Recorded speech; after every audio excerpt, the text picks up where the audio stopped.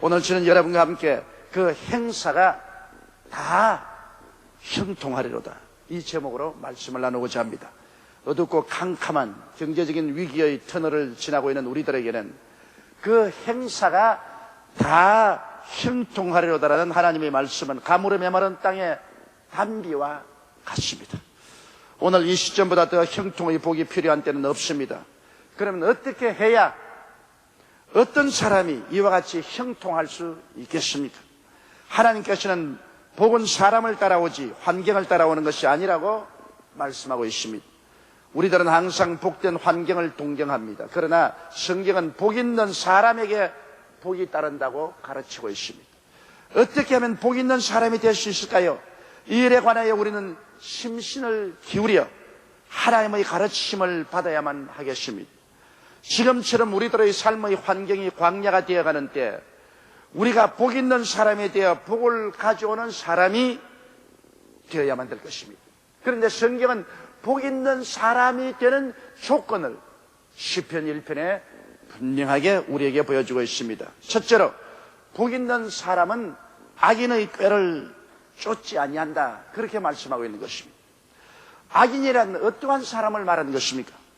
이기주의적 탐욕에 잡혀 이웃을 괴롭히고 도적질하고 죽이고 멸망시키는 일을 하는 사람이 바로 악인입니다. 디모데전서 6장 9절로 10절에 부하리야 하는 자들은 시험과 올무와 여러 가지 어리석고 해로운 정욕에 떨어지나니 곧 사람으로 침륜과 멸망에 빠지게 하는 것이라. 돈을 사랑함이 일만왕의 뿌리가 되나니 이것을 사모하는 자들이 미혹을 받아 믿음에서 떠나 많은 근심으로 자기를 찔렀던, 자기 분수를 뛰어넘어 탐욕적인 욕망을 가지고 돈을 추구하다가 수많은 악을 저지르는 사람들이 우리 주위에 얼마나 있는지 모릅니다. 이러므로 우리가 복을 받는 사람이 되기 위해서는 이 악인의 꾀에서 벗어나야 되는 것입니다. 이스라엘이 하나님 앞에서 저는 죄악도 주님께서 이렇게 지적하셨습니다. 예레미야서 2장 13절에 내 백성이 두 가지 악을 행하였나니 곧 생수의 그런 데는 나를 버린 것과 스스로 웅덩이를 판 것인데 그것은 물을 저축지 못할 터진 웅덩이라고 말한 것입니다. 악인은 하나님을 인정하지 않습니다. 악인은 자기 이기주의밖에 모릅니다. 하나님 같은 것은 자기의 생애 속에서 멀리 멀리 쫓아내버렸습니다. 이스라엘이 하나님에게 두 가지 악을 행했다고 주님 말씀한 것은 하나님을 자기들의 생애 속에 멀리 멀리 내어 쫓았습니다. 생수의 근원이 되는 하나님 없이 스스로 인간의 수단과 방법으로 웅덩이를 팠는데 그 웅덩이는 물을 저축하지 못할 터진 웅덩이라고 말했습니다. 악인이 행하는 모든 일은 하나님의 저주가 따르고 하나님의 축복이 없으므로 그들이 어떠한 인간의 수단과 방법을 다 동원해서 일을 한다고 하더라도 그들의 파는 운물은 터진 운물입니다. 거기에는 물을 저장할 수 없습니다. 악인은 이기주의와 탐욕의 노예이며 이를 이루기 위해서 모든 수단과 방법을 다 동원합니다. 그러나 이것은 아무 효과가 없습니다. 전국적으로 역사는 악인이 정치가로서 성공한 적도 없고 실업가로서 번창한 일도 없습니다. 악인이 장구하게 번영한 일도 없습니다. 언제나 악인은 멸망당하고 마는 것입니다. 우리가 악인의 꾀를 쫓지 않아야 하나님께 복을 받을 수 있는 것입니다. 악한 수단과 방법을 가지고서는 이 세상에서 절대로 축복을 받을 수가 없고 하나님의 복이 임할 수가 없는 것입니다. 우리가 악인의 꾀를 쫓지 않기 위해서는 하나님 중심으로 하나님을 섬기며 살아야 되는 것입니다. 하나님 없이 우리가 하는 모든 일은 종국적으로 끝이 나고 맙니다. 하나님이 바로 생수의 근원입니다. 영적인 생수의 근원이고 심적인 지혜의 근원이 되십니다. 우리의 삶의 근원이 되십니다. 하나님을 우리 삶의 자원으로 삼고 살아야 악인의 꾀를 따라가지 않게 되는 것입니다. 그리고 우리는 자기 분수를 깨달아서 불의와 불법적인 욕심을 버려야 됩니다. 욕심이 잉태하면 죄를 낳고 죄가 장성하면 사망을 낳습니다.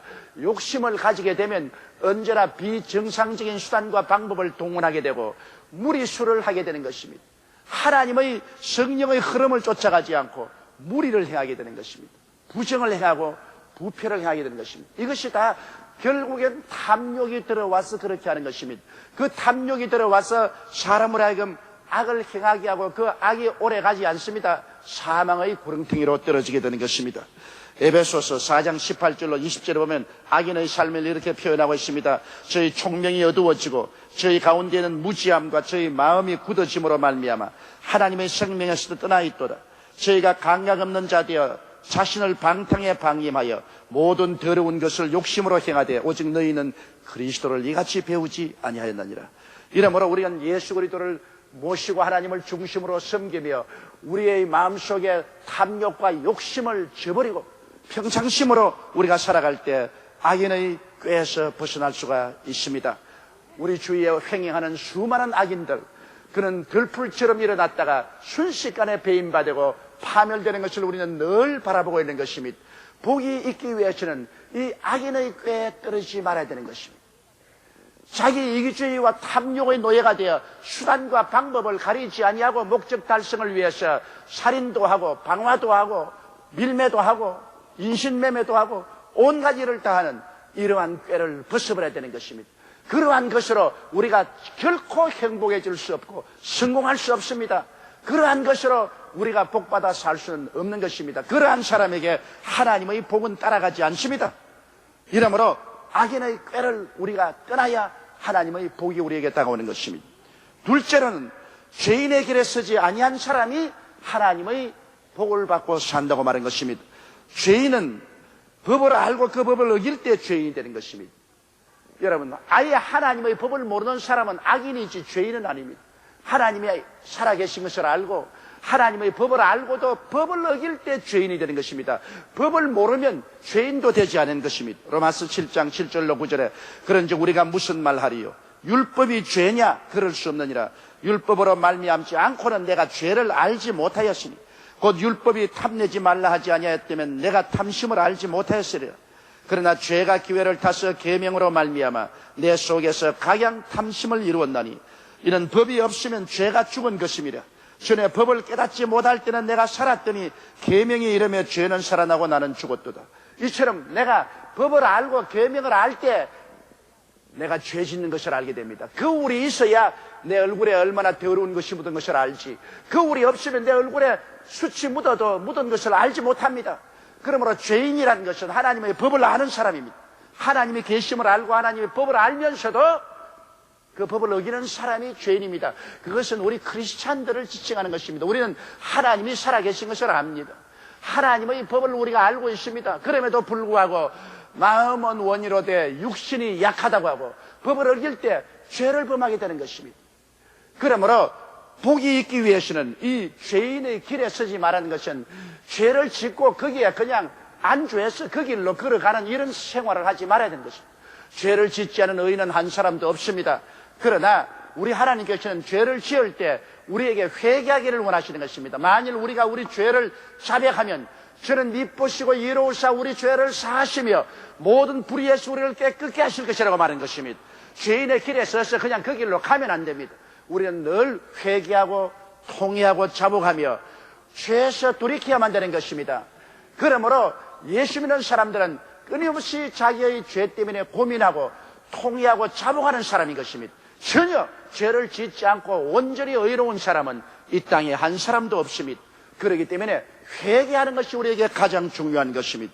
죄인의 길은 의인의 길을 벗어나서 빗나간 삶을 말합니다. 죄란 하말티아라고 말하는데 관역을 쏘았는데 화살이 빗나갔던 말인 것입니다. 우리의 생활이 의의 길에서 빗나가기 시작하면 얼마 있지 않냐 수많은 올무에 걸리게 되고 수많은 슬픔에 빠지게 되는 것입니다. 그러므로 우리가 죄인의 길에 서지 않기 위해서는 우리의 마음속에 하나님의 법을 늘 감추고 살아야 되는 것입니다. 하나님의 계명을 우리가 늘 마음속에 묵상하고 살아야 되는 것입니다. 하나님의 계명은 우리가 너무나 잘하지 않습니까? 내 앞에 다른 신을 두지 말라. 우리의 삶 속에 내가 만군의 야훼 이외에 다른 신을 두지 않도록 늘 계명을 통해서 비춰봐야 됩니다. 우상에 절하지 마라. 나는 이 계명을 늘 내 마음속에 생각해보고 그래서 나무나 돌이나 금이나 은이나 철로서 만든 우상에 절하지 않을 뿐 아니라 이 세상에 부귀 영화 공명의 우상에도 절하지 말아야 되는 것입니다. 그 무엇보다도 하나님보다 먼저 더 사랑하고 섬기면 우상이 됩니다. 이렇기 때문에 우상에 절하지 말라는 계명을 가지고 언제나 하나님을 먼저 섬기고 먼저 받들고 따라야 되는 것입니다. 하나님의 이름을 망령되이 부르지 말라는 계명이 있기 때문에 내 입술을 조심해서 하나님에 대한 말을 할 때 지극한 마음의 공경과 사랑과 경외함을 가지고서 하나님의 성물을 불러야 됩니다. 안식일을 거룩히 지키라. 내 계명이 있기 때문에 내가 주님이 부활한 성일을 거룩히 지켜서 그날 어떠한 일이 있더라도 내가 주님을 먼저 와서 경배하고 주님을 섬기고 그 다음 나가는 것입니다. 그 나라와 그 일을 먼저 구하러 가셨으며 이 안식일은 먼저 주님께 나와서 인사하고 먼저 주님을 받들어야 됩니다. 왜냐하면 안식일 이 부활의 날에는 예수님께서 교회에 와서 성도들을 만나시는 것입니다. 평소에도 주님이 우리와 같이 계시지만은 특별히 주님께서는 이 부활의 날에 교회에 와서 성도들을 만나기 위해서 기다리시는 것입니다. 이 날에 우리의 예배와 찬양을 받으시고 이 날에 우리에게 복을 주시는 것입니다. 다음 성경 말씀대로 우리 마음속에 내 부모를 공경하라는 이 계명을 마음속에 가지고 있으면 이 계명이 늘 내 마음속에 가는 길을 올바르게 잡아줍니다. 요사이같이 바쁜 세월에 또 핵가족 제도로서 부모와 함께 살지 않은 사람이 대다수입니다. 또 이기주의적인 세계 속의 삶으로 부모에 대해서 관심을 기울이지 않을 때가 많습니다. 그러나 이 성경 말씀이 우리에게 늘 지적을 합니다. 너는 부모를 공경하고 사느냐? 너는 부모를 무시하고 살지 않느냐? 그래서 마음속에 여간 부모에 대한 불평도 있고 반발이 있어도 이 계명이 그것을 못하게 막아주는 것입니다.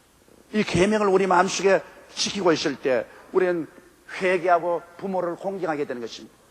살인하지 마라. 여러분, 오늘날 살인을 왜 그렇게 많이 합니까? 남의 생명을 짓밟고 처참하게 죽인 사람은 용서받을 수 없습니다. 그 사람은 그의 응당의 대가를 받아야만 되는 것입니다. 그래야 사회의 질서가 서고 규범이 설 수 있는 것입니다. 이러므로 살인하지 말라는 계명이 마음속에 있기 때문에 살인할 마음이 생겨도 그것을 못하게 하고 심지어 미워하는 것조차도 살인한 죄가 되므로 미워하는 것도 자제할 수 있는 것입니다. 그 다음 성경은 간음하지 말라고 말했습니다. 요사이 얼마나 성도덕이 문란합니까? 그러나 이 성경 말씀이 마음속에 있습니다. 간음하지 마라. 이 말씀이 언제나 대낮같이 환한 빛으로 마음을 비추기 때문에 이것이 마음의 죄악을 떨어뜨리고 의의 길로 걸어갈 수 있도록 이끌어주는 것입니다. 도둑질하지 마라. 오늘날 여러분 공무원들도 국가 재산을 도둑질하는 사람이 얼마나 많습니까? 또 일반 사람들도 여러분 끊임없이 도둑질하고 삽니다. 또 우리는 하나님의 11조도 도둑질합니다. 그러나 성경에는 도둑질하지 말라고 음이 말씀하고 있으므로 이 계명을 마음에 감추고 있으면 하나님 것도 도둑질하지 않게 되고 이웃 것도 우리가 도둑질하려다가도 손이 오그라들고 마는 것입니다. 내 이웃을 거짓 증거하지 마라. 우리는 너무나 이웃을 거짓 증거합니다. 사실이 아닌 것을 만들어서 이웃 사람을 모욕합니다. 이웃에 대한 부정적인 이미지를 전달하고 이웃 사람에 대해서 평론을 합니다. 이것은 모든 사람이 짓는 죄입니다. 입술에 짓는 죄 중에 가장 많은 죄가 이웃을 거짓 증거하는 것입니다. 그러나 이 성경 말씀이 뚜렷이 있는 이상은 우리가 이웃을 거짓 증거하고는 회개하고 자복해야 되고 그 입술을 예수님의 보혈로 씻어야 되는 것입니다. 그 마음을 정화시켜야 되는 것입니다. 이웃을 칭찬하고 이웃을 격려하고 이웃에 대한 좋은 말을 하면 얼마나 우리의 삶이 더 풍부해지고 좋아지겠습니까?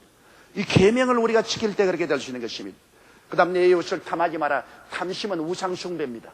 여러분 우리가 탐심을 가지게 되면 하나님도 다 제껴버리고 하나님의 은혜도 다 저버리고 그 탐심의 포로가 되어서 가기 때문에 탐심은 우상숭배인 것입니다. 이러므로 우리 마음속에 가장 경계해야 될 것이 탐심입니다. 탐심은 자기의 실력과 분수를 뛰어넘어 욕심을 가지는 것입니다. 그 욕심이 잉태하면 반드시 부정을 하게 되고 부패하게 됩니다. 비뚤어진 길로 가게 되고 문제가 야기되는 것입니다. 이러므로 우리가 죄인의 길에 서지 않으려면 하나님의 계명을 우리 마음속에 간직하고 이 계명을 매일같이 묵상해야 됩니다. 매일 아침 이 계명을 마음속에 묵상하고 계명을 따라 하나님 앞에 기도해야 되는 것입니다. 그래서 하나님의 법을 지키는 사람이 하나님의 복을 받게 되는 것입니다. 호세아서 4장 6절에 내 백성이 지식이 없으므로 망하는도다. 내가 내 하나님의 율법을 잊었으니 나도 내 자녀들을 잊어버리라고 말한 것입니다. 우리가 하나님의 율법과 계명을 잊어버리면 하나님도 우리를 잊어버리고 우리의 기도에 귀를 기울이지 않겠다고 말한 것입니다. 우리가 예수 믿고 구원받은 것은 그 보배로운 피를 의지해서 값없이 받았지만은 복을 받기 위해서는 하나님의 계명을 지키고 하나님과 올바른 관계 속에 서 있어야만 하는 것입니다. 셋째로 이 성경은 복 있는 자가 되기 위해서는 오만한 자의 자리에 앉지 아니하다고 말한 것입니다. 오만한 자는 누구? 마음이 부유한 사람인 것입니다. 내 마음이 이제 부유해서 이만하면 내가 됐다. 그래서 자기 자랑, 자기 흠모에 빠진 사람인 것입니다. 나르시즘에 빠진 사람인 것입니다. 오만한 자는 애통하지 않습니다. 더 이상 자기의 부족하고 모자란 것을 바라보고 애통하고 회개하며 더 나아지려고 노력하지 않은 사람입니다. 벌써 자기 교만에 들어차서 이만하면 됐다고 자랑하는 사람을 말하는 것입니다. 성경은 잠언서 16장 18절에 교만은 패망의 선봉이요 그만한 마음은 넘어짐의 앞잡이라고 말한 것입니다. 바로 사탄이 그렇지 않습니까? 하나님께서 루시퍼를 가장 아름다운 천사장으로 만들어 주었습니다. 그런 그의 아름다움에 도취되었지만 하나님을 잊어버렸었습니다. 그리고 하나님과 경쟁해서 하나님의 자리를 찬탈하고 하나님을 쫓아내고 자기가 하나님이 되려고 하다가 쫓겨나서 그런 사탄이 되고 말한 것입니다. 교만은 패망의 선봉이요 교만한 마음은 넘어짐의 앞잡이입니다.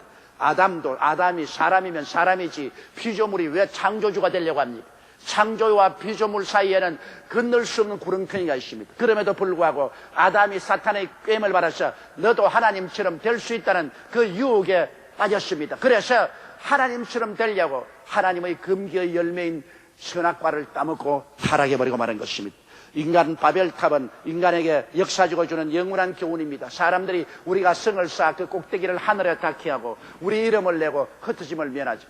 하나님의 이름 대신 우리 이름을 내고 우리가 하나님처럼 높아지자고 하는 인간의 역사는 언제나 심판을 받고 마는 것입니다. 그러므로 하나님 없이 우리가 정치적인 바벨탑을 쌓든지 경제적인 바벨탑을 쌓든지 문화적인 바벨탑을 쌓든지 이미 그 속에는 파멸의 씨앗이 심겨져 있습니다. 그 바벨탑이 얼마 높아지지 아니하여 하나님의 심판은 정치적으로나 경제적으로나 문화적으로나 반드시 내리는 것입니다. 역사가 그것을 증명하고 있는 것입니다. 교만은 패망은 선봉이요 교만한 마음은 넘어짐의 앞잡이인 것입니다. 넷째로 복 있는 사람은 오직 야훼의 율법을 즐거워하여 그 율법을 주야로 묵상하는 자가 복을 받는다고 말한 것입니다. 여러분, 예수님은 율법의 완성입니다. 로마서 10장 4절에 그리스도는 모든 믿는 자에게 의를 이루기 위하여 율법의 마침이 되시니라. 그러므로 오늘날 우리의 율법은 바로 예수 그리스도인 것입니다. 우리는 예수 그리스도를 사랑하고 예수 그리스도를 경외하고 예수 그리스도를 주야로 묵상해야만 되는 것입니다. 예수 그리스도의 십자가의 고난과 부활을 여러분 주야로 묵상해야 됩니다. 예수님이 십자가에서 우리를 위해서 속죄 제물이 되시고 속건 제물이 되시고 번제물이 되시고 화목 제물이 되셔서 우리의 죄악을 다 사하시고 용서와 의를 주신 것을 묵상해야 되는 것입니다. 예수님의 보혈로 말미암아 하나님과 우리가 원수된다면 무너지고 하나님과 우리가 사랑의 교제를 하고 하나님은 우리 아버지가 되고 우리가 친자식이 된 것을 가슴을 확 열어놓고 묵상을 하고 그것을 느껴봐야 되는 것입니다. 그리스도가 우리 연약한 것을 친히 담당하시고 병을 짊어지시고 십자가에 피를 흘린 것을 묵상하고 그를 통해서 영도 마음도 몸도 치료에 맡겨야 되는 것입니다. 치료의 광선이 우리에게 비춰야 되는 것입니다. 이를 묵상해야 됩니다. 예수께서 십자가에서 저주를 받아서 율법의 저주에서 우리를 속량한 것을 묵상해야 됩니다. 그리스도께서 우리를 위하여 가난하게 되신 것을 묵상해야 되는 것입니다. 그래서 예수를 통해서 우리가 부유하게 되고 저주에서 해방되어 아브라함의 복을 받는 것을 항상 묵상해야 되는 것입니다. 예수님이 십자가에서 우리 대신 죽음으로 죽음을 죽이시고 부활하사 천국과 영생을 얻어온 이 축복을 묵상해야 됩니다. 저는 매일같이 그리스도의 십자가 오중복음을 묵상합니다. 매일 이 은혜를 따라 기도하고 묵상하는 것입니다. 여러분, 우리가 야훼의 율법인 예수 그리스도를 주야로 묵상하고 주를 감사하고 그 은혜 속에 푹 잠겨서 살아야 됩니다. 복을 받는 사람은 누구든지 그리스도 안에 있으면 새로운 피조물이라 이전 것은 지나갔으니 보라 새 것이 되었다고 하는 것처럼 자기가 그리스도 안에 새 사람 된 것을 끊임없이 깊이 묵상해야만 되는 것입니다. 그러와 동시에 하나님의 말씀을 늘 즐거워해서 하나님 말씀을 읽고 듣고 묵상해야 됩니다. 시편 119편 97절에 내가 주의 법을 어찌 그리 사랑하는지요 내가 그것을 종일 묵상하나이다. 시편 119편 165절에 주의 법을 사랑하는 자에게는 큰 평안이 있으니 저희에게 장애물이 없으리로다고 말했었습니다. 그러므로 우리가 예수 그리스도를 묵상하고 성경을 우리가 묵상하고 읽고 성경을 즐거워함으로 말미암아 그 결과로 도덕적인 사람이 됩니다. 시편 119편 101절로 102절에 내가 주의 말씀을 지키려고 발을 금하여 모든 악한 길로 가지 아니하여 싸우며 주께서 나를 가르치셨으므로 내가 주의 규례에서 떠나지 아니하였나이다. 예수님을 묵상하고 말씀을 묵상하는 사람이 도덕적인 사람이 됩니다. 또 현명한 사람이 됩니다. 시편 119편 98절에 주의 계명이 항상 나와 함께하므로 그것이 나를 원수보다 지혜롭게 하나이다. 내가 주의 증거를 묵상함으로 나의 명철함이 나의 모든 스승보다 승하며 주의 법도를 지킴으로 나의 명철함이 노인보다 승하니 하나님의 말씀을 듣고 우리가 읽고 묵상함으로 말미암아 우리가 지혜롭게 되고 명철하게 되는 것입니다. 또 잠언서 9장 10절에 보면 야훼를 경외하는 것이 지혜의 근본이라고 했는데 예수님을 묵상하고 그 말씀을 묵상함으로 우리가 지혜롭게 되는 것입니다. 고린도전서 1장 30절에 너희는 하나님께로부터 나서 그리스도 예수 안에 있고 예수는 하나님께로서 나와서 우리에게 지혜와 의로움과 거룩함과 구속함이 되었다고 하셨습니다. 그리스도와 그 말씀을 통하여 우리가 지혜로운 사람이 되는 것입니다. 잠언서 4장 7절로 9절에 지혜가 제일이니 지혜를 얻어라. 물론 너희 얻은 것을 가지어 명철을 얻을지니라. 그를 높이라. 그리하면 그가 너를 높이 들리라. 만일 그를 품으면 그가 너를 영화롭게 하리라. 그가 아름다운 관을 내 머리에 두었고 영화로운 면류관을 내게 주리라고 말씀한 것입니다. 이러기 때문에 우리가 예수 그리스도를 묵상하고 그의 가르침을 깊이 마음속에 생각하며 하나님의 말씀을 즐거워하면 그로써 우리가 도덕적인 사람이 되고 명철한 사람이 되고 지혜로운 사람이 되고 또 성공하는 사람이 될 수 있는 것입니다. 복 있는 사람은 악인의 꾀를 쫓지 아니하고 죄인의 길에 서지 아니하며 오만한 자의 자리에 앉지 아니하고 야훼의 율법인 예수 그리스도를 즐거워하여 주야로 그를 묵상하고 감사하며 기도하는 사람인 것입니다. 이러한 사람은 시냇가에 심은 나무와 같아서 그 잎사귀가 마르지 않고 항상 영림을 풍성히 맺는 것처럼 그 행사가 다 형통하리라고 말씀한 것입니다. 이와 같은 조건이 구비되어서 주님과 함께 동행하며 기도하는 개인이나 가정이나 민족은 하나님이 같이 계셔서 높여주심으로 모든 일에 형통하게 되고 머리가 되고 꼴이 되지 않고 위에 있고 아래 내려가지 않고 남에게 구워줄지라도 꾸지 않는 삶을 살게 되는 것입니다. 오늘 우리는 이 말씀을 받아들이고 깨달음으로 모두 다 복 있는 사람이 될 수 있습니다. 복 있는 사람이 덜에 가면 덜이 복을 받고 집에 들어오면 집이 복을 받고 떡반죽 그릇을 만지면 떡반죽 그릇이 복을 받겠다고 말한 것입니다. 그러므로 우리는 복인이 되어야 되는 것입니다. 그래야 우리나라가 복된 나라가 되는 것입니다. 우리의 삶이 복된 삶이 될 수 있을 것입니다. 다 같이 우리가 기도드리겠습니다. 거룩하시고 영광스러우신 우리 아버지 하나님, 사람들은 다 복받기를 원합니다. 사람들은 환경에 복을 갈구합니다. 그러나 하나님은 복 있는 사람이 가는 곳마다 복을 만들어낸다고 가르치고 있습니다. 우리 아버지 하나님이시여, 하늘이 무너지고 이 땅이 꺼져도 1.1핵도 변하지 않는 하나님의 말씀이 복인이 되는 조건을 제시해 주셨습니다. 아버지여, 오늘 우리는 이 말씀을 깊이 묵상하고 깨달아서 우리 삶을 변화시켜 복인이 될 수 있게 하여 주시옵소서. 우리가 가는 곳마다 복이 풍성히 임하시게 되게 도와주옵소서. 예수님 이름으로 기도드리옵나이다. 아멘.